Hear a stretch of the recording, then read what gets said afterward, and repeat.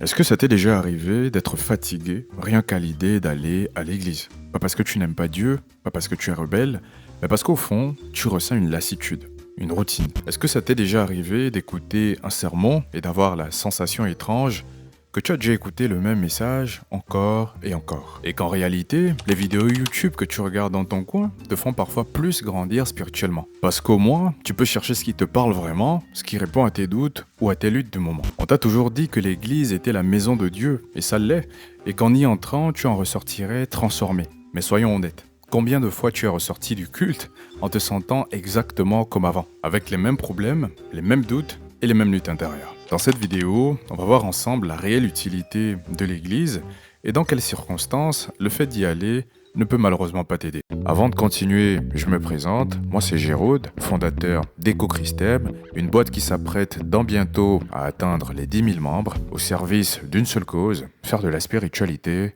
ton nouveau Netflix. On a souvent entendu dire que sans église, on ne peut pas avoir une vraie relation avec Dieu et que ne pas aller à l'église, c'est s'éloigner de la foi. Sauf que cette idée reçue, elle n'est pas biblique. Et quand je parle d'église ici, je parle du bâtiment, du lieu physique où les croyants se rassemblent. Parce que dans la Bible, l'église désigne rarement le bâtiment, mais désigne plutôt les personnes qui s'y trouvent. Et si l'église, c'est des personnes, alors tu peux en créer une toi-même. L'avantage d'aller à l'église, c'est que tu peux être entouré de croyants, mais le problème, c'est que tu ne contrôles pas les personnes que tu fréquentes là-bas. Et donc tu te retrouves dans un système où on t'impose un entourage. Un système où tu peux tomber aussi bien sur des sages que des hypocrites, des orgueilleux, et la liste est encore un peu plus longue. Mais je pense que tu connais déjà la règle, nous sommes la moyenne des 5 personnes que nous fréquentons le plus. Cette phrase a été popularisée dans le développement personnel, mais ce qui me fait rigoler, c'est que Dieu le pensait déjà à l'époque. Celui qui marche avec les sages deviendra sage, mais celui qui fréquente les insensés s'en trouvera mal. Proverbe 13-20, pour ceux qui n'ont pas la référence. Et donc ce que je trouve intéressant dans ce principe ici, c'est que ton entourage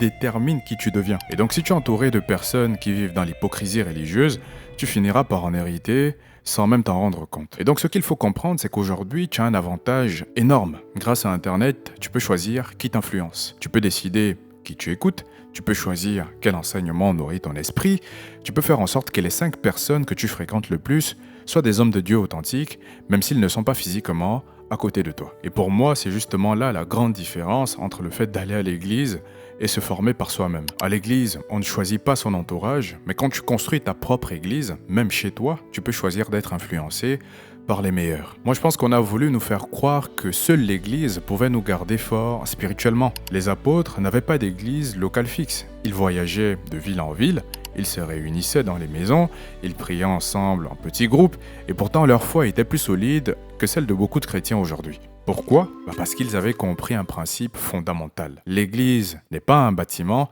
l'église est un cercle d'influence. Personnellement, je pense que là où beaucoup de chrétiens échouent aujourd'hui, c'est qu'ils vont à l'église, mais ne filtrent pas leur entourage. Et donc ils passent plus de temps avec des personnes qui les éloignent de Dieu qu'avec des personnes qui les rapprochent de lui. Et donc si ton cercle t'affaiblit plus qu'il ne te renforce, alors l'église devient un pansement temporaire plutôt qu'un moteur de croissance spirituelle, tu l'as compris. Et donc, est-ce qu'il faut arrêter d'aller à l'église pour autant? Non, l'église reste un outil puissant si elle est bien utilisée, mais elle ne doit être en aucun cas une prison spirituelle où tu te sens obligé d'y aller sans réfléchir, quoi. Maintenant, je vais te donner un petit exercice. Si tu veux progresser avec Dieu, alors pose-toi ces questions. La première, est-ce que les personnes que je fréquente à l'église m'aident réellement à grandir spirituellement? La deuxième, si je compare mon évolution spirituelle à il y a 6 mois, est-ce que j'ai vraiment grandi? La troisième, est-ce que l'environnement de mon église me pousse à appliquer la parole ou juste à écouter passivement? Donc si les réponses sont négatives, alors il est peut-être temps de repenser ta manière de vivre l'église. Peut-être qu'au lieu d'attendre que l'église te transforme, c'est à toi de choisir activement les personnes et les enseignements qui vont t'influencer. Maintenant, la dernière prise de conscience ici, c'est de comprendre que ce n'est pas parce qu'un message est réécouté et réécouté qu'il te changera pour autant. Si tu as déjà lutté avec des péchés comme la fornication, la masturbation, tu sais que le fait d'entendre « arrête, c'est mal », Ah bah, c'est pas ce qui va te changer. Si c'était le cas, alors le simple fait de connaître la vérité aurait suffi à nous rendre purs. Mais laisse-moi te donner un petit secret. La réalité, c'est que les gens ne changent pas parce qu'on leur répète les choses. Les gens changent parce qu'ils trouvent une raison plus forte de le faire. Et donc voilà, si tu m'as bien écouté, tu m'écris ça dans ton carnet. Mais pour être encore un peu plus illustratif, je vais te raconter une petite histoire. Imagine un fumeur compulsif. Il va à des dizaines de campagnes anti-tabac, il sait que c'est dangereux, il sait que ça détruit, et voilà, mais il continue quand même de fumer. Jusqu'au jour où son médecin lui dit, si vous rallumez une seule cigarette, bah vous mourrez. Et là, du jour au lendemain, monsieur arrête, l'addiction qu'il traînait depuis des années, elle est résolue en un instant. La question c'est pourquoi ? Parce qu'il a trouvé un pourquoi plus fort que son envie de fumer. Son amour pour la vie était plus grand que son plaisir de la cigarette. Voilà, donc on va s'arrêter ici pour cette vidéo. Peut-être que dans une prochaine, j'expliquerai comment, de manière vraiment un peu plus poussée et pratique, arrêter un péché qui nous torture et qui nous poursuit depuis déjà des années. Et ce qu'il faut quand même comprendre ici dans cette vidéo, c'est que l'église, en fait, c'est comme une salle de sport. Le fait d'y aller ne garantit pas que tu vas progresser. Si tu passes des heures à marcher sur un tapis en regardant ton téléphone, ou si tu vas à la salle juste pour te donner bonne conscience, tu rentreras exactement comme tu es venu. Et c'est ce qui se passe avec beaucoup de chrétiens. Ils vont à l'église chaque dimanche, mais leur foi ne se développe pas parce qu'ils n'ont aucun programme d'entraînement. Regarde bien dans une salle de sport. Tout le monde n'a pas le même programme. Donc un débutant, il ne va pas soulever les mêmes poids qu'un professionnel. Un marathonien, il ne va pas faire les mêmes exercices qu'un sprinter.